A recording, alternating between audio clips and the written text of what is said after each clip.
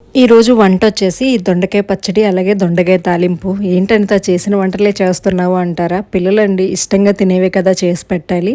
ఇంకా అన్నం అయితే వండేసాను వేడివేడిగా. ఎలాగో దొండకాయలు చేసినప్పుడు పచ్చడి కూడా ఇష్టంగా తింటారు పిల్లలు. అందుకని పచ్చడి కూడా చేసి పెడతాను. వారంలో ఒకసారి అయితే కంపల్సరీ వాళ్ళకి ఇష్టమైన ఫుడ్ అయితే రిపీట్ చేస్తూ ఉంటానండి.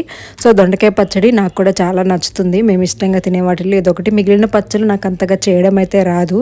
సో ఇంకా మిక్సీలో అయితే పట్టేసి కొంచెం ఆనియన్స్ అయితే వేసుకుంటున్నాను. ఎక్స్ట్రాగా యాడ్ చేసామనుకోండి ఏ పచ్చళ్ళలో అయినా టేస్ట్ బాగుంటుంది. అండ్ మరీ అంత ఓవర్ స్పైస్ అయితే తెలియకుండా ఉంటుంది. మీలో ఎంతమందికి పచ్చళ్ళు ఇష్టం?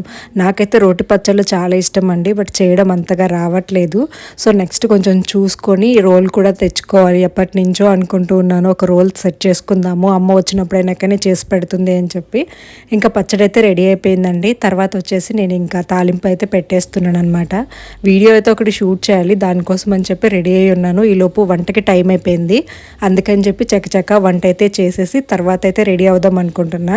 ఇష్టంగా ఈ డ్రెస్ తీసుకున్నానని చెప్పాను కదా, బాగా టైట్ అయింది. హ్యాండ్స్ దగ్గర నెక్ దగ్గర కూడా కంఫర్టబుల్గా లేదు. బట్ క్వాలిటీ వైజ్ డ్రెస్ అయితే చాలా చాలా బాగుందండి. మోడల్ కూడా మీరు చూసారు కదా ఎంత బాగా సెట్ అయిందో. చాలా మంది కూడా బాగుంది అని చెప్పేసి అన్నారు.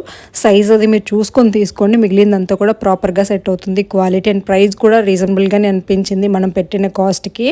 సో తర్వాత అయితే తాలింపు రెడీ అయిపోయిందండి. పొడి అయితే వేసేసి చల్లేసి రెడీ చేసి పిల్లలకైతే వేడివేడిగా లంచ్ అయితే పంపించేశాను. మీరైతే వీడియో లైక్ చేయొచ్చు కదా ఫ్రెండ్స్.